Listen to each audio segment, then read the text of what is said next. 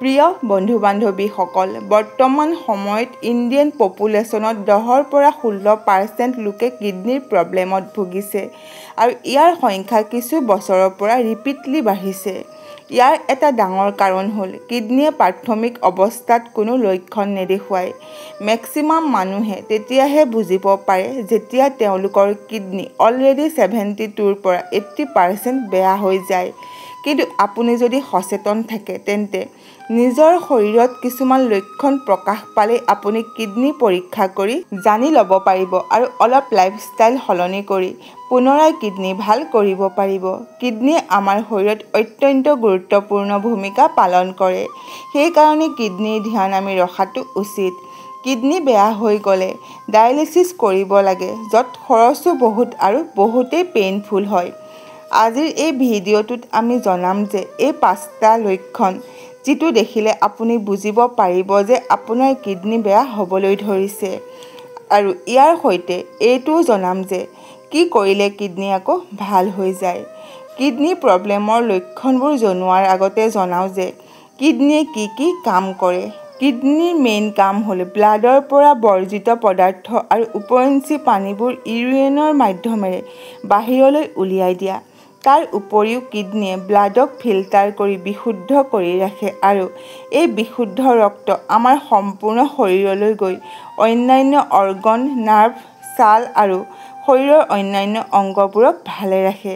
কিডনিয়ে blood প্ৰেছাৰক maintain কৰে। কিডনিয়ে renin বুলি কোৱা এটা হৰম'ন প্ৰস্তুত কৰে যিয়ে ব্লাড প্ৰেছাৰক ৰেগুলেট কৰাত সহায় কৰে আৰু বডিৰ ফুড বেলেন্সক মেইনটেইন কৰে, আৰু কিডনিয়ে ব্লাডৰ পৰা অলাগতিয়াল ছডিয়াম ইউৰিনৰ সহায়েৰে বাহিৰ কৰি দিয়ে। মানে পেচাবৰ মাধ্যমেৰে বাহিৰ কৰি দিয়ে। ব্লাডত অলাগতিয়াল ছডিয়াম থাকিলে সেয়া অলাগতিয়াল পানী বা তৰল ধৰি ৰখাৰ ফলত ব্লাড ভলিউম বাঢ়ি যায়, আৰু ব্লাড ভলিউম বাঢ়ি গ'লে ৰক্তৰ চাপো বাঢ়ি যায়। গতিকে কিডনিয়ে অলাগতিয়াল ছডিয়ামক বাহিৰ কৰি দি আমাৰ ব্লাড ভলিউম ঠিক কৰি ৰাখে, ফলত ৰক্তচাপ ঠিকেই থাকে। কিডনিয়ে ইপিঅ' বুলি এটা হৰম'ন প্ৰস্তুত কৰে যিয়ে ৰক্তৰ ৰেড ব্লাড চেল প্ৰডাকশ্যনত ভীষণ সাহায্য কৰে। এই ৰেড ব্লাড চেলে অক্সিজেন তৈয়াৰ কৰিব পাৰে। সেইকাৰণে ই ৰক্তৰ মাধ্যমেৰে গোটেই শৰীৰটোত অক্সিজেন পঠিয়াই দিয়ে, ফলত সকলো অংগই ভালদৰে কাম কৰিব পাৰে। আকৌ আমি সূৰ্যৰ পোহৰৰ পৰা বা খাদ্যৰ পৰা যি ভিটামিন ডি পাওঁ তাক এক্টিভ কৰে এই কিডনিয়ে। এই ভিটামিন ডিয়ে শৰীৰত কেলচিয়াম ধৰি ৰখাত মুখ্য ভূমিকা পালন কৰে, আৰু শৰীৰত কেলচিয়ামৰ অভাৱ হ'লে হাড়বোৰ ভীষণভাৱে উইক হৈ পৰিব, ফলত যিকোনো ঠাইতে হাড় ফ্ৰেকচাৰ হৈ যাব পাৰে। গতিকে কিডনি বেয়া হ'লে এই সকলোবোৰ এফেক্ট হ'ব। এইবাৰ আমি জনাম যে কি কি লক্ষণ দেখিলে আপোনালোকে বুজিব পাৰিব যে কিডনি বেয়া হ'বলৈ ধৰিছে। নাম্বাৰ 1, ভৰিৰ পতা ফুলা। কিডনিয়ে ব্লাডৰ পৰা এক্সেছ ফ্লুইড বা তৰল বাহিৰ কৰি দিয়ে আৰু ছডিয়ামৰ পৰিমাণক মেইনটেইন কৰি ৰাখে।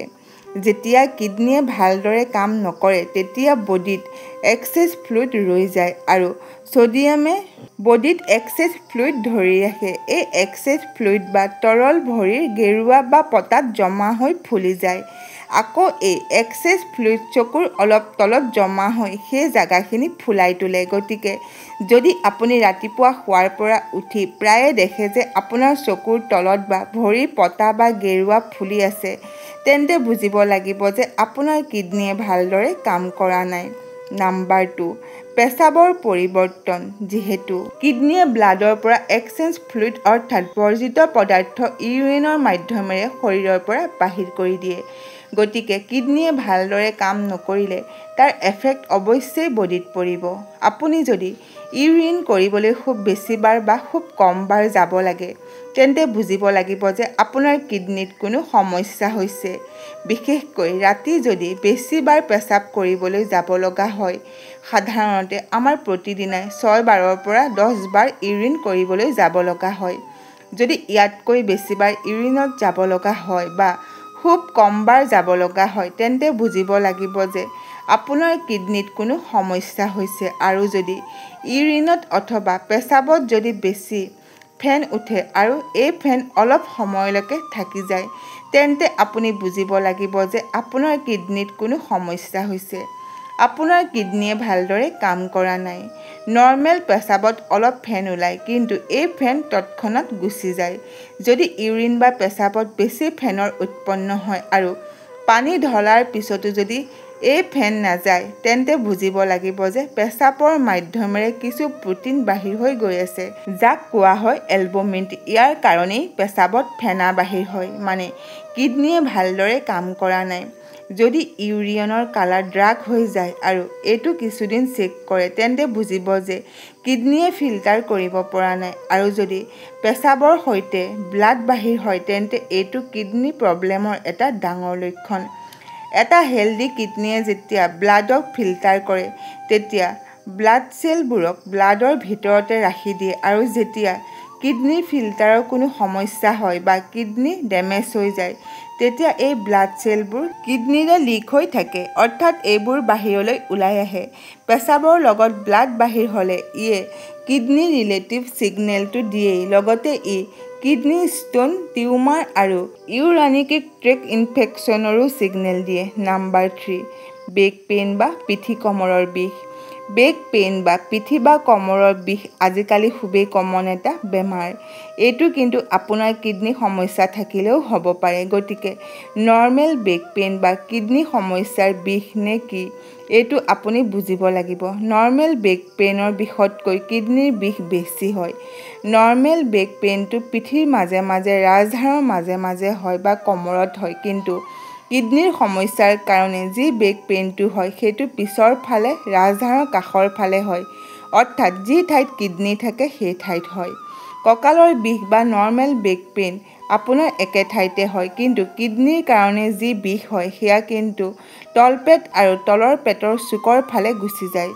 নৰ্মেল বেক পেইন লৰচৰ কৰিলে বা হালিলে বা একা বেকা কৰিলে কমে বা বাঢ়ি যায়, কিন্তু কিডনীৰ কাৰণে যি বিষ হয়, সেয়া আপুনি অৱস্থা চেঞ্জ কৰিলেও কম বেছি নহয়, একেই থাকে।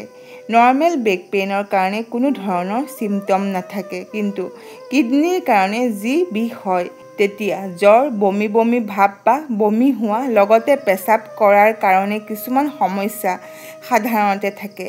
Number 4, skin problem. কিডনীয়ে ব্লাডৰ পৰা টক্সিন অৰ্থাৎ দূষিত বৰ্জিত পদাৰ্থবোৰক বাহিৰ কৰি দিয়ে, ব্লাডক পৰিষ্কাৰ কৰে। গতিকে কিডনীয়ে ভালদৰে কাম নকৰিলে তেজত বিভিন্ন দূষিত পদাৰ্থই বাহ বান্ধে, ফলত স্কিন প্ৰব্লেম আৰম্ভ হয়।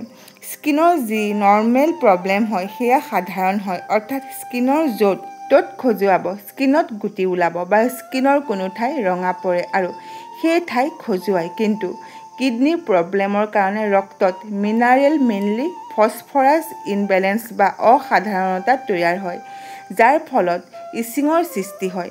Dry skin. কিডনীয়ে যি ধৰ্ম গ্ৰন্থি আৰু যি অইলৰ কণিকাবোৰক ক্ষতিগ্ৰস্ত কৰে, ফলত স্কিন ড্ৰাই হৈ যায়। কিডনী প্ৰব্লেমৰ কাৰণে অনেক ধৰণৰ স্কিন প্ৰব্লেম হ'ব পাৰে। সেইটো হ'ল স্কিনত ডিছকালাৰ হয়, অৰ্থাৎ স্কিনৰ কালাৰ সলনি হৈ যোৱা। যিহেতু কিডনী প্ৰব্লেমৰ কাৰণে তেজত দূষিত পদাৰ্থ জমা হৈছে, সেইকাৰণে কোনো ঠাইত স্কিনত ছাই কালাৰ বা হালধীয়া কালাৰ হৈ যায়। সেইকাৰণে যদি এনেধৰণৰ স্কিন প্ৰব্লেম বহু দিন ধৰি হৈ আছে, কিন্তু কোনো ধৰণেৰে ভাল হোৱা নাই, তেন্তে আপুনি সচেতন হোৱাৰ উচিত। নাম্বাৰ 5, হাই ব্লাড প্ৰেছাৰ আৰু ডায়েবেটিছ।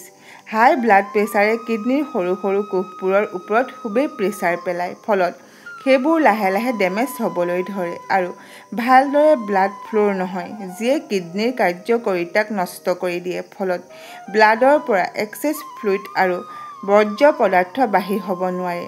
আকৌ কিডনীয়ে ব্লাড প্ৰেছাৰক মেইনটেইন কৰি ৰাখে, কিন্তু যদি কিডনী বেয়া হৈ যায়, তেন্তে ব্লাড প্ৰেছাৰ আৰু হাই হৈ যায়, আৰু এই হাই ব্লাড প্ৰেছাৰে কিডনী আৰু বেয়া কৰে। ঠিক একেদৰে ডায়েবেটিছেও কিডনীৰ কোষবোৰক ডেমেজ কৰে, বিশেষকৈ সেইবোৰ কোষক ডেমেজ কৰে যিবোৰে ব্লাডবোৰক ফিল্টাৰ কৰে, আৰু ডায়েবেটিছেও লাহে লাহে কিডনীক ডেমেজ কৰি থাকে। হাই ব্লাড প্ৰেছাৰ আৰু ডায়েবেটিছ একেলগে থাকিলে কিডনীৰ ৰিস্ক বহুগুণে বাঢ়ি যায়। গতিকে হাই ব্লাড প্ৰেছাৰ আৰু ডায়েবেটিছ থাকিলে সেইটোক ভালদৰে মেইনটেইন ৰখা আৰু time to time kidney check কৰা অৱশ্যেই দৰকাৰ। এতিয়া জানি লোৱা যাওক যে কি কৰিলে কিডনী ভালে থাকে বা কিডনী ডেমেজ ৰিভাৰ্ছ হয়। নাম্বাৰ 1, গোটেই দিনটো পৰিমাণ অনুসৰি পানী খাব লাগে, বিশেষকৈ কুহুমীয়া গৰম পানী। কাৰণ কিডনী ষ্টোন আৰু কিডনী ইনফেকশ্যনৰ মেইন কাৰণটোৱেই হ'ল ডিহাইড্ৰেশ্যন। এক ষ্টাডিত দেখিবলৈ পোৱা গৈছে যে এজন কিডনী পেচেণ্টক পানী খাবলৈ দিয়া হৈছিল। তাৰ 30 মিনিটৰ পিছত ক্ৰিয়েট লেভেল 20% কমি গৈছিল। নাম্বাৰ 2, পেইন কিলাৰ আৰু এণ্টিবায়টিক্স এভইড কৰিব লাগে। এইবোৰ ডক্তৰে যদি কয় তেতিয়াহে খাব, নহ'লে একেবাৰেই নাখাব। নাম্বাৰ 3, খোৱা খাদ্যত প্ৰটিন জাতীয় খাদ্য এভইড কৰক। বেছি প্ৰটিনে কিন্তু কিডনীৰ ওপৰত প্ৰচুৰ চাপ পেলায়। নাম্বাৰ 4, সদায় ফল-মূল আৰু কেঁচা শাক-পাচলি খাওক। নাম্বাৰ 5, ছডিয়াম বা নিমখ আৰু পটেছিয়াম বন্ধ কৰক। নাম্বাৰ 6, বাহিৰৰ খাদ্য, তেলত ভজা মিঠাই, যিকোনো ধৰণৰ ড্ৰাই ফ্ৰুট আদিবোৰ খোৱাটো বন্ধ কৰক। নাম্বাৰ 7, ৰেগুলাৰ ফিজিকেল এক্টিভিটি বা এক্সাৰচাইজ কৰক। লগতে প্ৰতি সপ্তাহতে 150 মিনিট এক্সাৰচাইজ কৰক। আশা কৰিলোঁ আজিৰ এই ভিডিঅ'টো আপোনালোকৰ ভাল লাগিল। যদি ভাল লাগিল তেন্তে আমাৰ এই চেনেলটো লাইক কৰক, শ্বেয়াৰ কৰক আৰু লগতে আমাৰ এই চেনেলটো ছাবস্ক্ৰাইব কৰি দিয়ক। আজিলৈ ইমানেই। শুনি থাকক জ্ঞানৰ গংগা।